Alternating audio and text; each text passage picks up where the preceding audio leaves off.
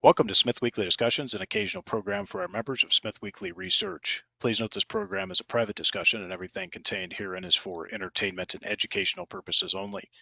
With that, we hope you're in a comfortable position, along with your favorite beverage, to enjoy the discussion. We remind our audience to examine our show notes attached to each of our shows to better understand how our program functions. Before we get into our discussion, we want to say thanks for questions coming from our audience of SmithWeekly, including Dave V, Darren C, Jeff S, and at Bremer Smiley. On the program today is a returning guest. Mr. Mark Chalmers is back with us on the program. Mark is the Chief Executive Officer of Energy Fuels. The company is focused on the production of uranium, rare earth elements, and vanadium through various conventional mining and in-situ recovery projects, through rare earth separation processing agreements, and through potential future production on its pipeline of projects in two primary jurisdictions, United States and Australia, with other jurisdictional exposure to further projects in Madagascar and Brazil. Energy Fuels is also exposed to the medical isotopes business through further processing of mined materials, such as the extraction of radium. Energy Fuels production efforts are centered around its White Mesa Mill complex based in Blanding, Utah. The company is listed on the New York Stock Exchange under the symbol UUUU and also on the Toronto Stock Exchange under the symbol EFR. Mark, it's great to have you back on the program. Welcome. Hey, Andrew, it's always great to catch up with you again, so my pleasure. Good to bring you back on, Mark. It's an interesting time out there in the markets, both uranium, rare earth, interesting events out there, which we'll get into a little bit here. Why don't we get right to news and updates at the company, Mark? First, the company recently announced the pilot scale production of heavy rare earth elements at White Mesa, with some commercial production of certain rare earths as early as the end of 2026. Talk about the progress here. Well, Andrew, as you know, we started embarked on this rare earth strategy about 5 years ago, and we advanced and made a carbonate, and then we built what we call the phase one separation facility for the lights, which was the NdPr, which we've also commissioned and commercially produced at spec NdPr. But at the same time, when we're processing, we also produce a samarium plus, which is the heavies concentrate. Well, now we're taking that heavies concentrate and we're piloting it at the White Mesa Mill and recovering DY, soon to be advancing towards TB. So I think what it does is it reflects creativity of our people and our facilities to be able to advance the processing of these rare earths in a way that others cannot.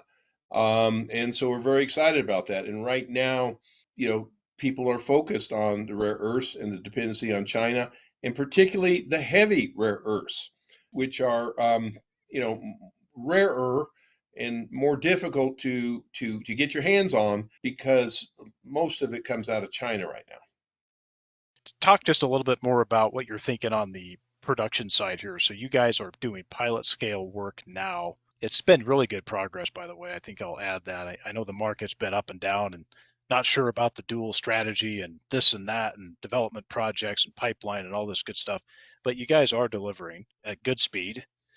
Just talk a little bit more about what you're thinking on the commercial capabilities of the company, really starting in 2025, but also stretching into 2026. And then obviously we've got Donald in 2027. Yeah, well, the as you know, Andrew, our strategy has been completely unique to Energy Fuels. And so, from a commercial perspective, our best low-hanging fruit right now is to ramp up our uranium production, which we're doing, while we're advancing these other steps with the rare earths and developing these other projects we have globally.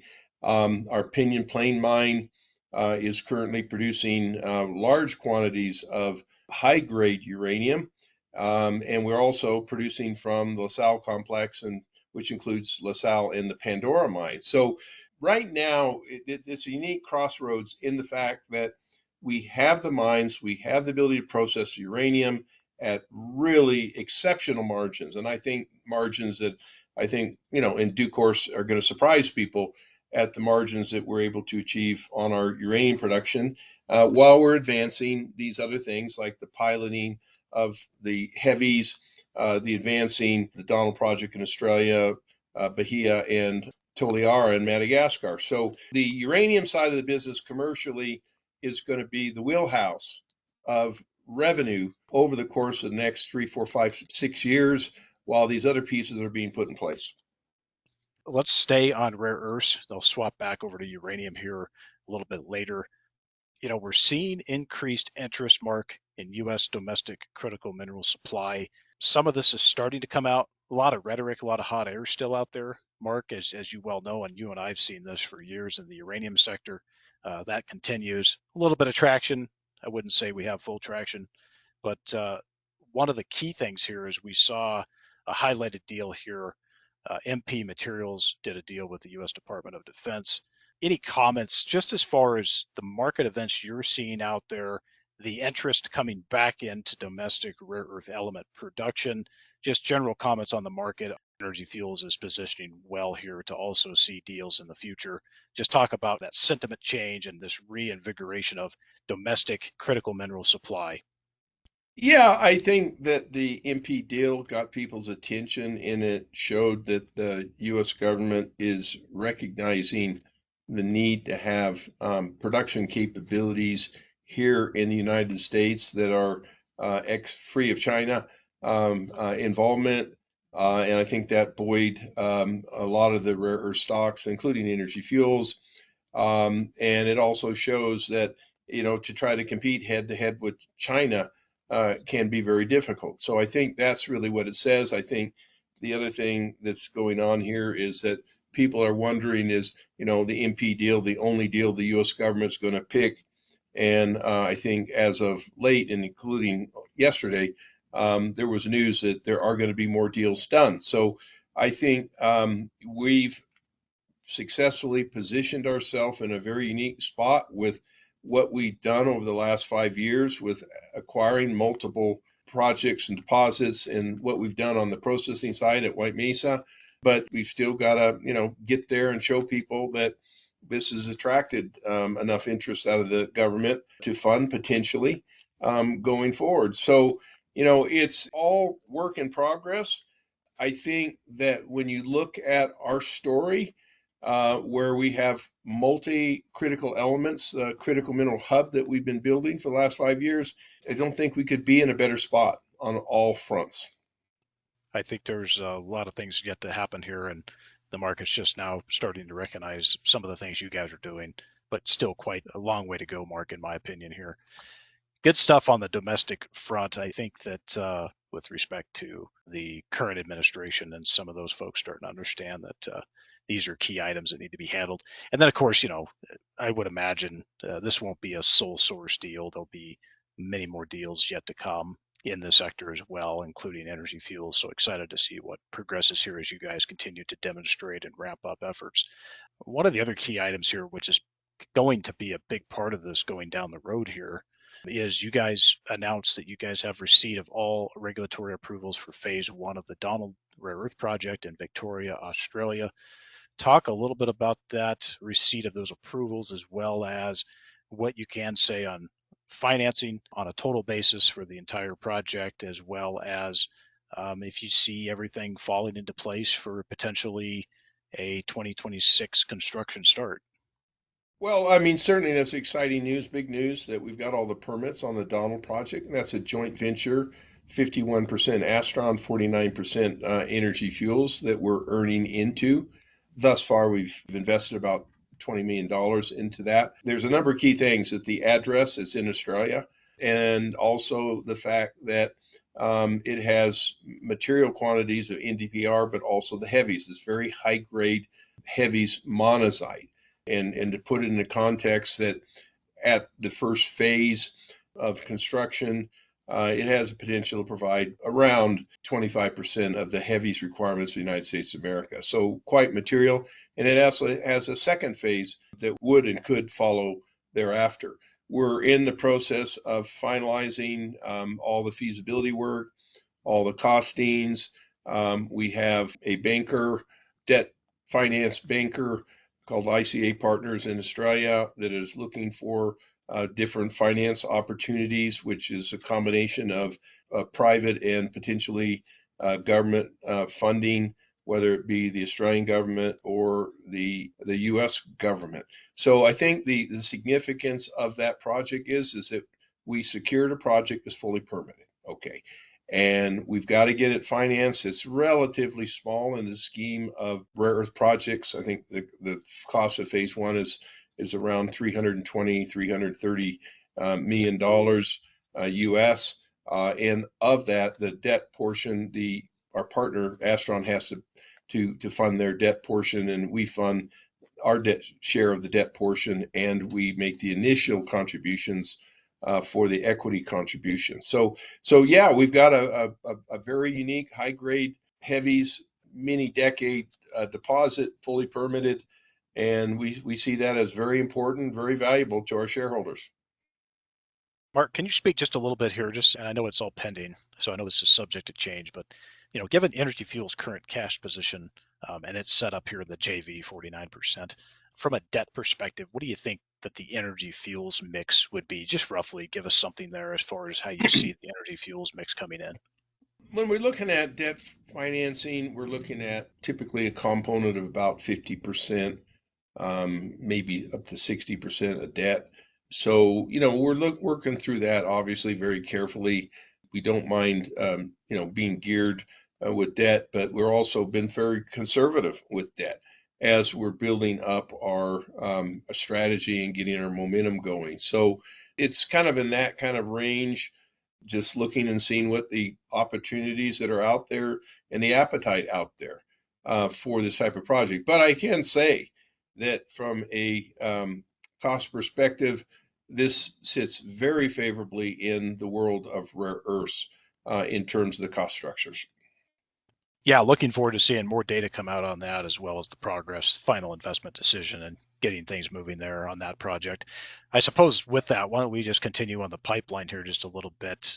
Any updates on Toliara project in Madagascar as well as Bahia, Brazil? Yeah. In Madagascar, we're still working through, our negotiations with the Madagascar government on the Toliara project. We've made some really good strides there. I think, once we acquired base in October of last year, the suspension was lifted, and we got an MOU with the government, and so we're just advancing an investment agreement with Madagascar government and getting positioned to hopefully get that signed and certified so we can go forward with that project. We're updating the feasibility study on the Toliara project. And as you know, it's a world-class heavy mineral sand project on its own, but has world materials scale quality of monazite. And so we expect this year to have the feasibility study completed and announceable. And we're still focusing for, working with the government to get the approvals to go into construction sometime next year. So world-class project, even without the rare earths. It's a very special project, and we're very excited to have that in the pipeline. When you look at Brazil, I talked about Donald project in Australia. We are advancing our permits on that. We've been doing a lot of exploration drilling, work with the communities, and that's further down the pike from the other two, but it is progressing as well. Mark, thank you for that. Definitely got a good pipeline here and one after the other type of setup, so that's good. One of the other things here on staffing, you brought in new staff to take over the president role. Talk about what Ross brings to the table to assist you as chief executive officer. Well, look, I'm really excited about that. Ross brings, a lot of finance experience. Okay, he was one of the founding partners of Resource Capital Funds, and he's brought on to focus on, the next steps we have in securing the financing for these various projects that we've accumulated. So, very well known globally, and I'm really excited that he has skills that I don't really have, even though I've done quite a bit of financing. I'm more an operational focused person. Ross is more a finance person. So yeah, he's come on as president. So I am the CEO as of Monday because that's his first day. Met with him numerous times, so we're really excited about working together and complement our skills looking to the future. So it's really about getting all the pieces in place for rapid growth of the company. And with that, it's got to be both execution and delivery and the proper finance. Absolutely. No, it's good to have build up this executive team, separate those roles. We often see president and CEO, but to have a separate president, separate CEO, also a great thing to set up. And it also helps with future strategic planning and having someone close by your side there to handle things as well. So that's very good, Mark. Appreciate that. And looking forward to seeing him come into that role and settle in. We talked uranium just a little bit here. Let's jump into that now. Also, a very important component of the business, cash flow right now, and quite a volume here. I guess first, you started in on operations, maybe an operational update, and let me couple this with Pinyon. You guys have some pretty good mining rates coming out of Pinyon. Can the market expect a consistent, let's call it 500,000 pounds per quarter being mined? Is that an anomaly? What do you expect to be maybe on average over the coming years, specifically at Pinyon, and then any other comments on operations? Yeah, well, I mean, we announced we did over 600,000 pounds in a quarter. Yeah, it can bobble around a bit, but I mean, I'm right now. We'd always been talking about get to 1 million pounds per year, then get to 1.5 million pounds per year, and then get up to 2 million, and continue to ramp up as the market improves. The Pinyon mine, I mean, just with a month of 600,000 pounds, we can go 1.5, 2 million pounds per year or greater, and the ore's there and the grade's there, and that's all good. Our real bottleneck right now at Pinyon is just getting enough trucks to haul the ore away, which I've never experienced in my career.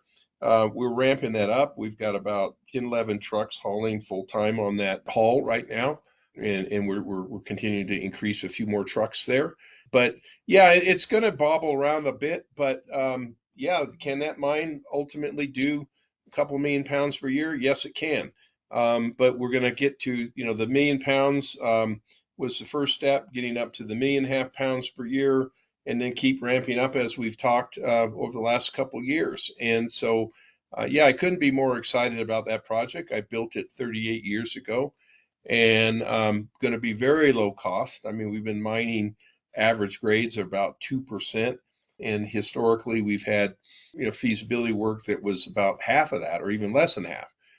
So grade is king, and watch this space. It still takes time from the time we mine it and to when we actually process it at the White Mesa Mill. So there's a little lead lag there. But I think what listeners and shareholders can expect to see our inventories going up of ore to be processed, and then we're going to try to do everything possible to turn that around and demonstrate a very enviable margin, even at current uranium prices going forward. So watch this space, but it is a great deposit, and I believe it's the most significant, lowest cost project in the United States right now over everybody else. Now, that may be a forward-looking statement, but just watch this as it evolves. Mark, thanks for that. Forward-looking state. Everything's a forward-looking statement these days, so all good there. And then an economic study that actually had very, very conservative grades, Mark, and then actually over deliver. Oh, well, that's a rarity in this space. You'd be surprised how many people say that we're the only ones that are talking very bullishly on our ramp up of our production and lower cost. Okay, everybody else seems to be just the opposite of that. And Andrew, I've been in this business. This year, I've been doing the uranium business for 49 years. I've ran projects all over the world. I've got a lot of experience in mining uranium and processing uranium, and and we're putting that to work, and not just me, but the whole team. So, yeah, watch this space, and we're a company of doers, not talkers, and we're getting to a point in this business where the pretenders are being laid bare in a lot of cases, and you can't pretend 1 million or 2 million pounds per year of uranium production, 3 million pounds, as you ramp up. You can't pretend that. You've got to actually do it. Well, the list of pretenders is definitely growing, Mark, as you well know.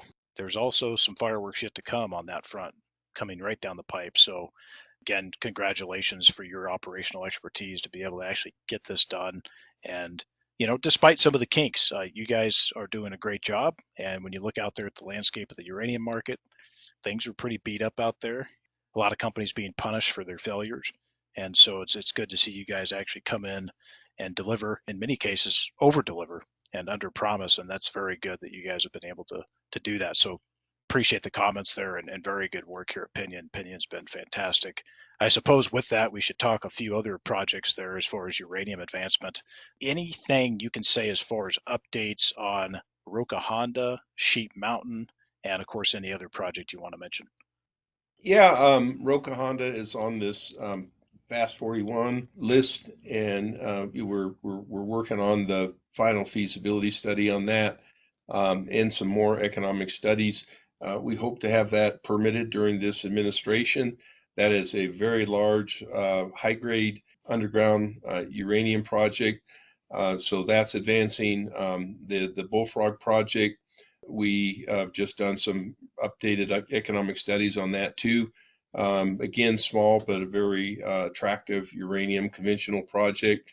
And at LaSalle, we continue to develop the LaSalle complex, the Pandora complex. We're looking at doing additional work at the Energy Queen, which is the far end of that complex, with the shaft and infrastructure there, and also work at the Whirlwind project. So while we're advancing Pinyon, the LaSalle complex, including Pandora, we're also doing work on these various other projects to get us beyond that 2 million pounds per year, up to 3 million pounds per year, up towards 4 in due course.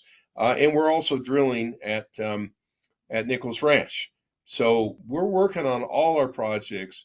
And again, we're not just pretending, we're actually doing and we're producing.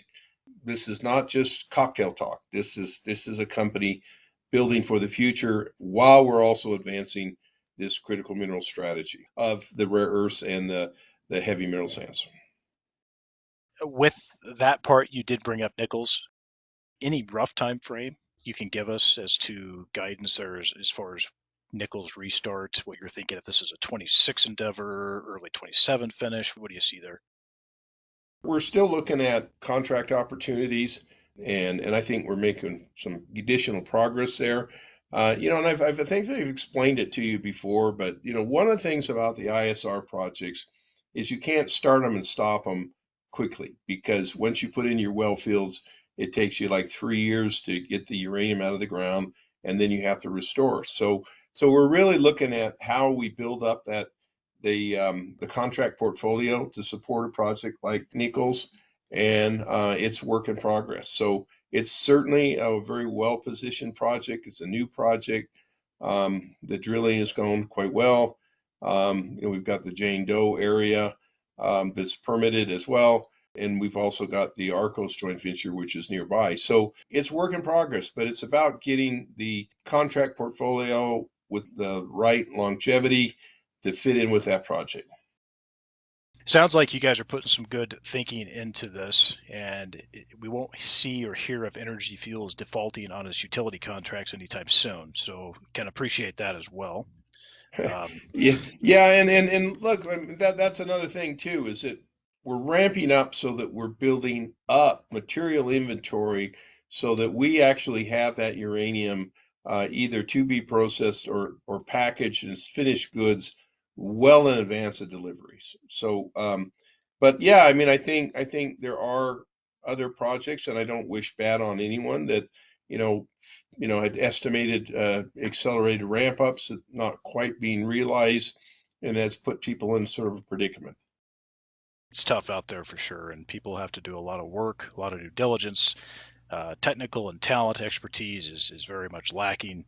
Lots of work there, and this is not an easy business. And there's a lot of actors in the business that aren't that good either. So we can always appreciate those who are getting through here and getting cash flow, showing a great balance sheet, and moving in that proper direction. And certainly you guys are doing that. It's taken time. I mean, It's been a long run in the sector for sure, Mark. You've been here longer than I have, but I've been here long enough to start to realize the time it takes and the expertise it takes to get there. So it's quite a bit of work, and there's definitely no shortage of graying and white hair coming out of it either. Let's wrap it up here on M&A just real quick. Wanted to just get your thoughts on M&A. Energy Fuels has been busy on M&A the last couple of years. Um, Maybe not much of an appetite presently given the large pipeline coming right down, but just any comments as far as how you're looking at M&A out there now, as far as junior rare earth or uranium sectors, on the junior side, or that you really see Energy Fuels at this point has enough on its plate and you guys are satisfied for now. We always will consider any M&A that we think is value creative. We are still, working through the stuff that we have because we're a company that's asset rich. I mean, we've got lots of assets. We're not a one asset company, and I'm proud of that because that gives us some diversification. But whether it's the rare earth side of the business or the uranium side of the business, we're open. I mean, we're not saying no to M&A activities as a company, and we're open to that. But we do have a lot on our plate, and one of the key bits is when you got a lot on your plate, don't overextend yourself to where you can't stay focused on the execution, agenda, which is very important. The market's watching closely. So yeah, so we're open. But if you see us acquire something, we acquired it because we felt it made sense in our strategy. It's good to always have an eye and an ear open to these. And obviously, as you and I both know, we've seen capital flows into the majors here. We've seen capital flows into the mid tiers and some of the developers. Not a lot of activity in the junior front unless there's some really, really good, company specific news like a great discovery, those types of things. But generally, we're not seeing a lot of capital flow into the juniors. A lot of them are still beat up. Valuations are beat down pretty well for companies that are well established like Energy Fuels to maybe take a look at some of those opportunistic events as you guys move down here. So good information there. Mark, can always appreciate your guys' interest in mergers and acquisitions. Well, the other thing here, I guess coming up here soon, you guys have 2Q earnings results coming out. I know you can't give much here, but any comments ahead of that as far as your expectations? Yeah. Well, I mean, we're ramping up, and I think the only thing I can say is that it takes time to ramp up, but we're making some really, really positive material moves with the ramping up of the uranium production. The getting the approval for the Donald project. All these other parts of our business strategy. So yeah, we're ramping up, and we're always proud of having that strong balance sheet, zero debt, and the key to our shorter term, longer, medium term profitability is how we ramp up our uranium business. So I think that what is going to surprise people looking at Energy Fuels going into the future is, as I said, the amount of uranium we produce and the cost of what we produce it at. And I'm really excited about giving more information on that front in due course. Well, short of any other items you want to cover before we wrap up here, why don't we leave it there for now? And I'll leave you with this to finish up. For potential investors who are listening in on this program, the company has a market capitalization of about 1.9 billion US dollars. Why should Energy Fuels be considered within the institutional, family office, and retail investors portfolio at this stage? Well, I think it should be considered because we've always played the long game, and I think a lot of the fruits of the long game are starting to bear fruit. And we started in the rare earth business about 5 years ago. We secured a number of assets. I mean, you see the focus on critical elements.